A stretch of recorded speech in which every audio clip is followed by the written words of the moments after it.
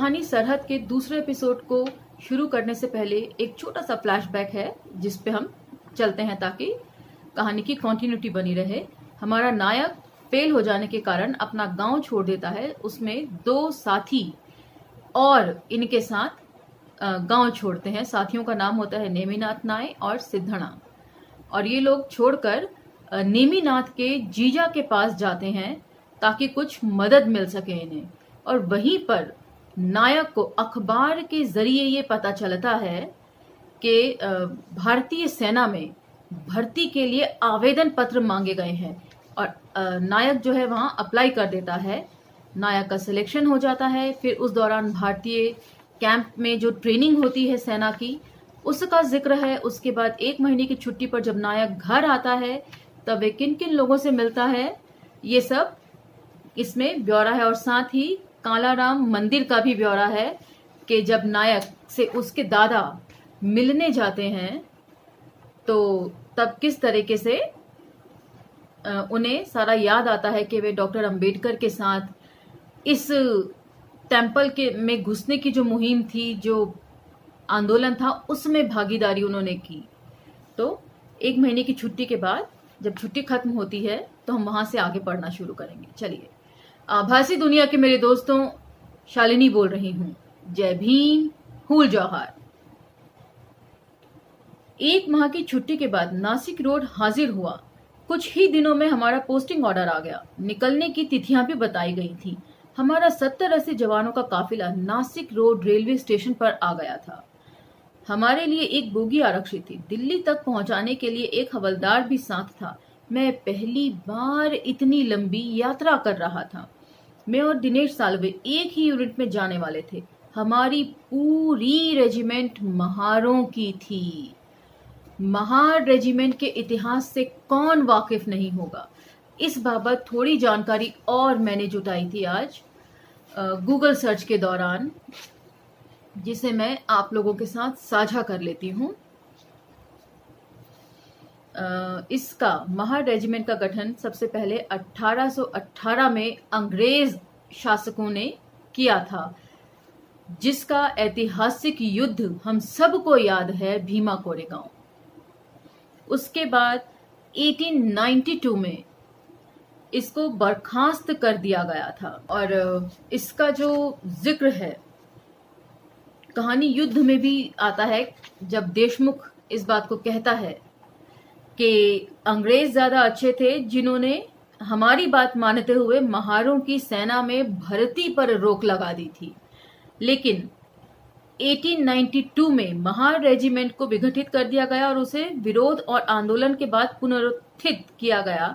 B.R. Ambedkar, जिनके पिता British भारतीय सेना में एक सैनिक थे, महार रेजिमेंट को फिर से स्थापित करने की वकालत लगातार करते रहे। तो देखा आपने हमारे बच्चों पर हमारे किए गए कामों का कितना असर होता है। बाबा साहब का महत्वपूर्ण योगदान रहा महार रेजिमेंट को दोबारा स्थापित करवाने में। उनके पिता शुरू से ही इस बात की वकालत करते रहे कि महार रेजिमेंट को स्थापित पुनः होना चाहिए, जिस काम को बाबा साहब ने आगे बढ़ाया और इतना आगे बढ़ाया कि इसकी पुनर्स्थापना करवाई। और आगे वे लिखते हैं, ये आर्टिकल न्यूज 18 का है और 8 जून 2018 का ये आर्टिकल है। इसे आप नेट पर फर्दर क्रॉस चेक भी कर सकते हैं। आजादी के बाद महार रेजिमेंट के आधिकारिक इतिहास में ने लिखा, विभाजन के दौरान और बाद में विकट परिस्थितियों में रेजिमेंट ने हिंसक लड़ाई में लाखों शरणार्थियों के सुरक्षित स्थानांतरण में मदद की। तो ये है वो महार रेजिमेंट। विकट परिस्थितियों में ये हमेशा खड़ी रही है। जो लोग मेरिट का राग अलापते हैं उन्हें इस ओर ध्यान देना चाहिए कि कितना स्वर्णिम इतिहास रहा है महार रेजिमेंट का। और एक आर्टिकल और है कि महार रेजिमेंट के गठन में डॉक्टर अंबेडकर की थी बड़ी भूमिका। ये नाम नहीं दिया है किसका आर्टिकल है, सिर्फ इस पे डेट भी नहीं है। 5 वर्ष पहले इतना ही कुल मेंशन है इस पे। और इसमें लिखा गया है कि द्वितीय विश्व युद्ध के पहले गठित हुई थी महार रेजिमेंट, जबकि लिखना चाहिए था कि द्वितीय विश्व युद्ध से पहले पुनः गठित हुई थी। तो पुनः शब्द को यहाँ से हटा दिया गया है, जिससे कि इसका इतिहास धीरे धीरे बदला जा सके। इसमें यही लिखा है कि सबसे पहले इसका गठन 1917 में हुआ, 111 सिपाहियों के साथ, जो कि गलत है। और हर जगह डॉक्टर अंबेडकर की बड़ी भूमिका इसमें बताई गई है। लेकिन लेटेस्ट लिखे कुछ आर्टिकल्स में मुझे एक खास बात देखने को मिली, वो ये थी कि डॉक्टर अंबेडकर के साथ साथ वीर सावरकर का नाम आजकल जोड़ा जाने लगा है महार रेजिमेंट के पुनर्गठन में। जिन लोगों की बड़ी भूमिका है उसमें धीरे धीरे इतिहास को किस तरह बदला जाता है, ये जानिए। ये जानना जरूर इम्पोर्टेंट है, इसलिए मैंने इस महार रेजिमेंट का पूरा इतिहास आप लोगों से शेयर किया। ये 2 आर्टिकल थे, एक 30 मार्च 2018 का है। उसमें भी ये लिखा गया है कि महार रेजिमेंट का गठन 1917 में बॉम्बे प्रेसिडेंसी आर्मी के नीचे हुआ। स्वतंत्रता के बाद रेजिमेंट से 2 सेनाध्यक्ष रहे, general KV. Krishna Rao, general के. सुंदर जी। रेजिमेंट सेंटर सागर मध्य प्रदेश में है। आदर्श वाक्य यश सिद्धि और युद्ध घोष बोलो हिंदुस्तान की जय है। ये भारतीय सेना की तरफ से जारी किया गया बयान था महार रेजिमेंट के लिए, जो कि अगेन गलत है। असल में महार रेजिमेंट की स्थापना 1818 में हुई थी, भीमा कोरे गांव से ठीक पहले। तो इस तरीके से आहिस्ता आहिस्ता हम लोगों का जो इतिहास है उसको बदलने की कोशिशें बहुत तेज हो गई हैं। जितनी कोशिशें तेज हुई हैं उतनी तेज कोशिशें हमारी तरफ से अपने इतिहास को बचाने के लिए नहीं की जा रही हैं। यह बहुत दुखदाई लगता है। तो चलिए आगे बढ़ते हैं। हम रास्ते में हंसी मजाक करते हुए जा रहे थे। कुछ जवान बीना बबीना मथुरा उतर गए। उन्हें विदा करते वक्त गला भर आया। अंत में हम शाम 8 बजे दिल्ली पहुंच गए। वहां से हमें पहुंचाने आया हवलदार लौट जाने वाला था। दिल्ली से हम रेलगाड़ी से जम्मू आ गए। जम्मू बड़ा सुंदर शहर लगा। वहां ट्रेनिंग कैंप में मुकाम किया। दूसरे दिन नौशेरा के लिए निकल पड़े। सफर काफी लंबा था। रास्ता नहर के किनारे किनारे था। नहर में कई औरतें नंगी ही नहा रही थीं। बदन पर कपड़ा नहीं था। हमारे जवान उन्हें देखकर चिल्लाने लगे। मुझे यह नजारा बड़ा अजीब लगा। माधवपुर ब्रिज पार कर हम आगे बढ़ गए। पहाड़ों की ऊंचाई और लंबी कतारों, हरी भरी झाड़ियों, दरों और घाटियों से यह इलाका बेहद हसीन और रमणीय लग रहा था। माफ कीजिएगा, बीच बीच में सांस उखड़ जाती है। रास्ता संकरा था। हम बस में सफर कर रहे थे। यहाँ पास ही में पाकिस्तान की सरहद है। इसे छाम्ब सेक्टर कहा जाता है। आखनूर के बाद कराकोरम पहाड़ी शुरू हो जाती है। पहाड़ी रास्ते से बस दौड़ रही थी। कभी कभी तो सड़क इतनी संकरी थी कि लगता था कि एक ही बस जा पाएगी। बस के बाहर झांकने पर गहरे दर्रे नजर आते। कहीं बस गिर तो नहीं जाएगी, इस डर से कलेजा कांप उठता था। मोड़ों को पार करती हुई बस आगे बढ़ती जा रही थी। पहाड़ की चोटियां, झुकी हुई कगारें, पहाड़ों से झर रहे झरने, घनी हरी भरी घास, एक दूसरे से सटकर खड़े पेड़, खुशगवार हवा, मन खो जाता था। उधर से आने वाली गाड़ियों को ट्रांसपोर्ट कंट्रोलिंग पोस्ट पर रोका जाता था। जाने वाली गाड़ियां पहुंच जाने के बाद उन्हें छोड़ा जाता। पहाड़ पर एक जगह काफी होटल। बस वहां रुक गई। हमने वहां नाश्ता कर लिया और चाय पी। एक जगह जब हम लोग जोजिला पास से होकर गुजर रहे थे, करगिल से कश्मीर तक का सफर तय कर रहे थे, तब ये बात मैंने देखी थी कि सुबह 6 बजे से लेकर दिन में 2 बजे तक एक ही जगह से गाड़ियों की रवानगी की जाती थी। जैसे करगिल से कश्मीर तक 2 बजे तक, यदि आप 6 बजे वाली ट्रिप में अगर आप नहीं हैं, सुबह की 6 बजे वाली ट्रिप में, तो आपको अपना ट्रिप कैंसिल करके नेक्स्ट डे पर डालना पड़ेगा, क्योंकि 2 बजे के बाद रास्ते बंद हो जाते हैं और कश्मीर से करगिल के लिए रूट खोला जाता है, क्योंकि रास्ते इतने संकरे होते हैं कि एक वक्त में एक ही गाड़ी जा सकती है। इसलिए मैं इस बात को समझ पा रही हूँ कि यहाँ पे किस चीज का जिक्र किया जा रहा है। अब हमारी बस ऊंचाई पर चढ़ने लगी। 2 बजे के आसपास नौहार टीसीपी पर पहुंच गए। वहां हमारी नई यूनिट को फोन लगाया, गाड़ी मंगवाई। उसे आने में काफी देर लग गई। गाड़ी तो आ गई, लेकिन छोटी, सामान बहुत था। किसी तरह घिच पिच कर बैठ गए। धक्के लग रहे थे, सड़क कच्ची थी। गाड़ी पुरानी मॉडल की थी, काफी धूल उड़ रही थी। तन बदन धूल से सराबोर हो गया। गाड़ी उचक उचक कर भाग रही थी। सफर से बदन टूट रहा था। मैं अपना गांव छोड़कर इतनी दूर चला आया। इन ऊंचे पहाड़ों के पार क्या मेरी माँ मेरी पुकार सुन पाएगी? अब तो ये पहाड़ी अपनी गोद में लेकर माँ की तरह हमारी देखभाल करने वाले हैं। कुछ देर बाद हम यूनिट लाइन में पहुंच गए। गाड़ी से उतर जाने पर एडजॉइंट नायक सूबेदार हरि सिंधु को देखा। लेक्चर दिया गया। उसे सुनकर तो मैं घबरा ही गया। यहाँ से नजदीक ही पाकिस्तान की सरहद है।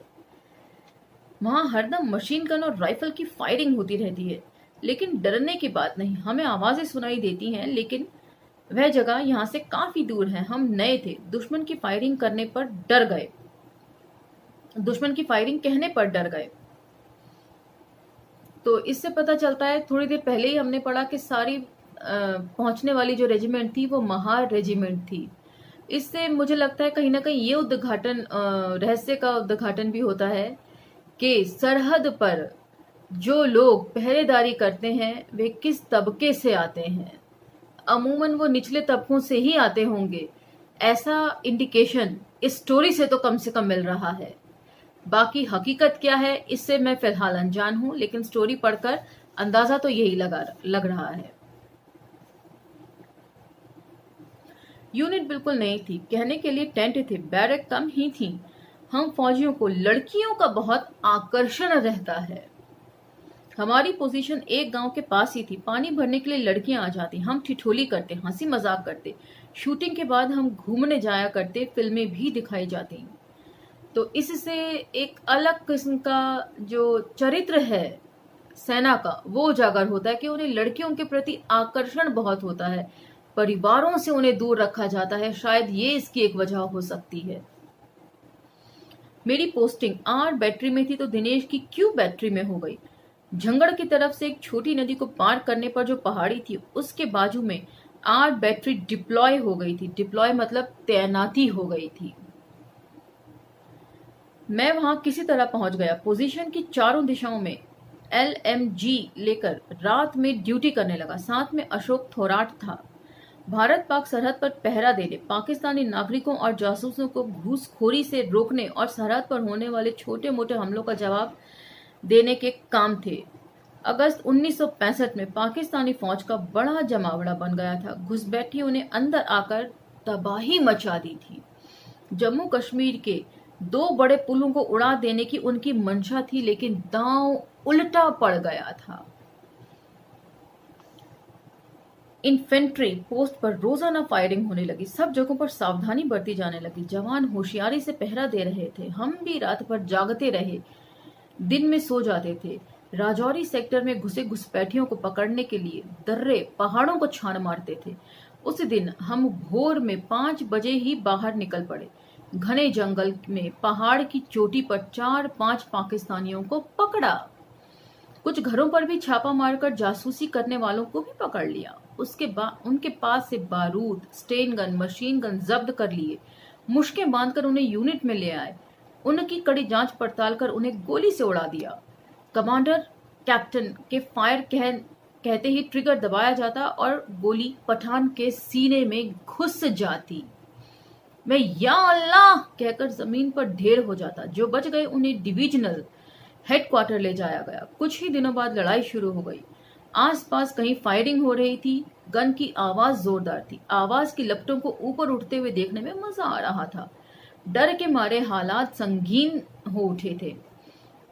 एक दिन रात में हम स्टैंड 2 हो गए थे। स्टैंड 2 का मतलब खतरे की आशंका है।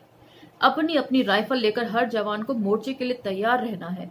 वक्त पड़ते पड़े तो फायर भी करना है। 2 सीटियों के बजने के बाद ऑल बेल बराबर हम सब मोर्चे पर थे। रात का वक्त, अंधेरे में एक किसान घर लौट रहा था। उसका मकान हमारे कैंप के पास था। हमारे कैप्टन ने शक की बिना पर उसे पकड़ लिया और पीटते हुए लाइन में ले आए। इतना पीटा कि उसकी जान ही चली गई। किसी को पता चलने से पहले उसे दफनाया गया। कुछ दिनों बाद उस मामले ने काफी तूल पकड़ा, लेकिन फिर भी किसी को कुछ नहीं हुआ। लड़ाई का मौका था, बेचारे किसान का घर उजड़ गया। तो ये एक अलग तरह का चरित्र व्यवस्था के प्रति, सेना के प्रति उजागर करता है कि कितनी असहिष्णु हो जाते हैं कई बार हम लोग। सेना भी किस तरीके से काम करती है, ये तौर तरीके सही नहीं है। पूछताछ का ये कोई तरीका नहीं है कि आप किसी की हत्या कर डालें। और जो लोग दिन रात इन परिस्थितियों में रहते हैं, उनका जरा अंदाजा कीजिए आप, वे लोग किस तरह रहते होंगे। और उनके हालातों में रहकर पहले देखिए कि वे किस तरह रहते हैं, उसके बाद उनका आकलन करिए कि वे देशद्रोही हैं या नहीं हैं। और किस तरीके से पीट पीट कर पूछताछ के नाम पर जिन्हें मार दिया जाता है, बाद में देशद्रोही का तमगा उन्हें पहनाकर रख दिया जाता है। इस बाबत एक फिल्म अय्यारी काफी अच्छी लगी मुझे, इस चीज को लेकर कि किस तरीके से सेना में घपलों को वो उजागर करती है। इतनी हाई लेवल की चीजें होती हैं ये कि आम इंसान के बस का नहीं है उसको समझना। अय्यारी फिल्म में इस बात को बहुत अच्छे से दिखाया गया है।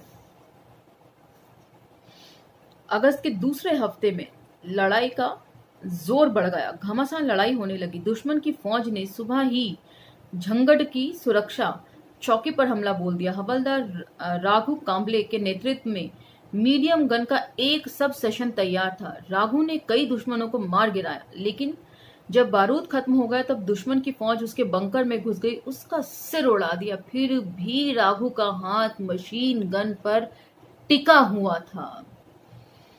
जहां तक मुझे लगता है, महार रेजिमेंट या नीचे तबकों के लोग ही, जैसा कि मैंने थोड़ी देर पहले भी कहा और कहानी में भी ये जिक्र है कि महार रेजिमेंट ही थी, पूरी की पूरी बटालियन महार रेजिमेंट थी।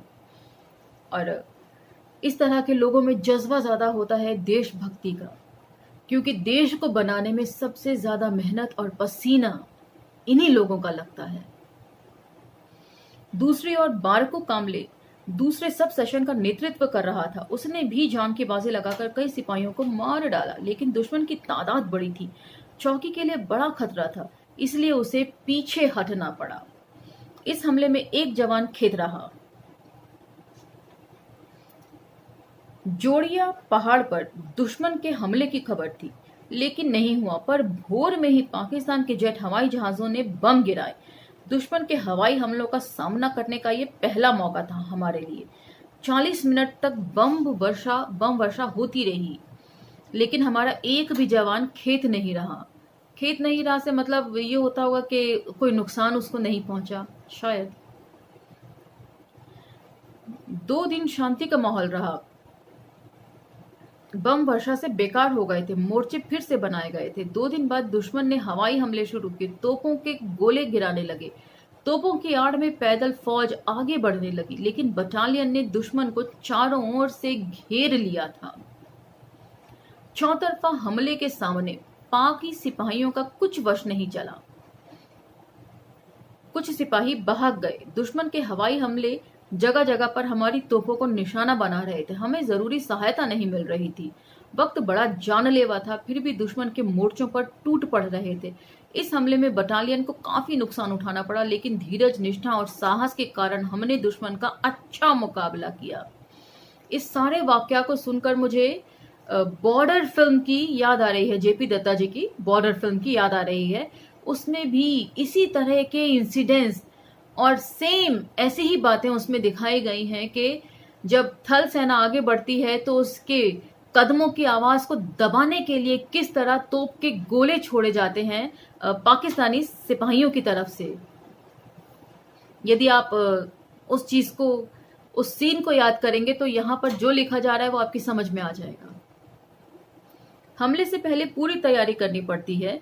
दुश्मन की ताकत का सही अंदाजा होना जरूरी होता है। विश्वसनीय सिग्नल कम्युनिकेशन बहुत महत्वपूर्ण होता है। दुश्मन की तोपों और हवाई जहाजों का मुकाबला करने के लिए अपनी तोपों और हवाई जहाजों की सहायता बहुत जरूरी होती है। आरक्षित फौज के बिना कोई हमला कामयाब नहीं हो सकता। मैं अनुभव से सीख रहा था। पाकिस्तान का मुहाइदीपुर सुनियोजित हमला कर हमने अपने कब्जे में कर लिया। दुश्मन को मार भगाया। उसके 12 सिपाहियों को कैद कर लिया। 15 की लाशों को वहीं पर दफना दिया गया। अगस्त बीच की तारीख होगी। मैं और अशोक थोराट कमांड पोस्ट के पीछे वाली सड़क पर तैनात थे। उस रात हमने पाकि फौज पर फायरिंग की। उनसे कोई जवाब नहीं आया। हमने तोपों को बरसा दिया। उस दिन रात को 2:50 पर पाकि पहाड़ी के पीछे से सू सू सू की आवाजें आई। आवाजें हमारे सर पर से होती हुई पीछे की तरफ चली गईं। वह तोपों के गोले थे। मैं और अशोक राइफल लेकर मोर्चे में भीतर बैठे थे। सिर पर हेलमेट नहीं था। पाकिस्तान की फायरिंग शुरू हो चुकी थी। मैंने हेलमेट के लिए हाथ आगे बढ़ाया तो तोपों की आवाज आई। मैं झट से नीचे बैठ गया।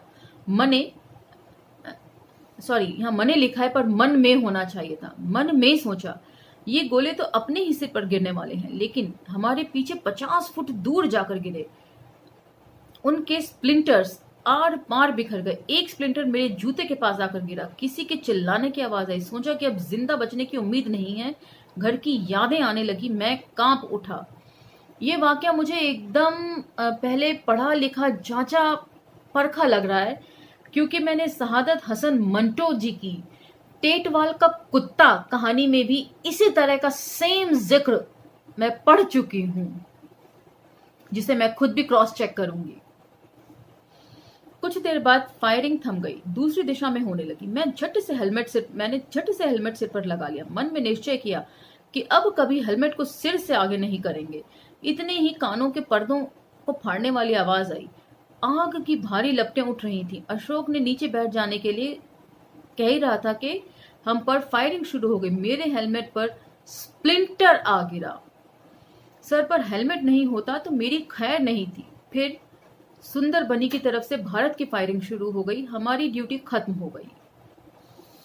फायरिंग के वक्त अशोक का दम उखड़ जाता था। जान हथेली पर लेकर बैठते थे। फायरिंग के वक्त सुना कि जिचकार दीवार को पकड़कर राम राम करता हुआ खड़ा था। फायरिंग के बाद राम राम कहकर कूदने लग जाता था। सुनकर बहुत हंसी आ गई। दूसरे दिन हमारी पोजीशन बदल गई। एक छोटे से नाले के आगे माइन फील्ड के पास पोजीशन थी। आस पास काफी झाड़ियां थी। हमने मोर्चे बनाने, कमांड पोस्ट खोदने आदि का काम शुरू किया। हमें नई गाड़ियां मिल गई थी, इसलिए तुरंत पोजीशन बदल सके। फिर एक मजेदार वाकया हो गया। खबर थी कि पाकि हवाई जहाज बम्बिंग करने वाले हैं। बाहर कोई ना दिखाई दे। तब मैं नहर में नहा रहा था। जल्दी से बाहर आ गया, कपड़े बदलने लगा। तभी हवाई हमले की आवाज आई। मैं धड़ाम से पानी में कूद पड़ा और पानी में ही डूबा रहा। आवाज कम होने पर मैंने सिर ऊपर उठा लिया। मेरी हरकतें देखकर सब लोग हंस पड़े। वे पास में ही पहाड़ी के पीछे छिप गए थे। हवाई जहाज ने रोहतक पॉकेट के पास बमबारी की थी। आज के लिए इतना ही, से ज्यादा मैं फिलहाल नहीं पढ़ सकूंगी। अगला एपिसोड इसका हम देखेंगे कि मैं कब बना सकूंगी अपने तबीयत के चलते। तब तक लाइक, शेयर, सब्सक्राइब करना ना भूलें। धन्यवाद।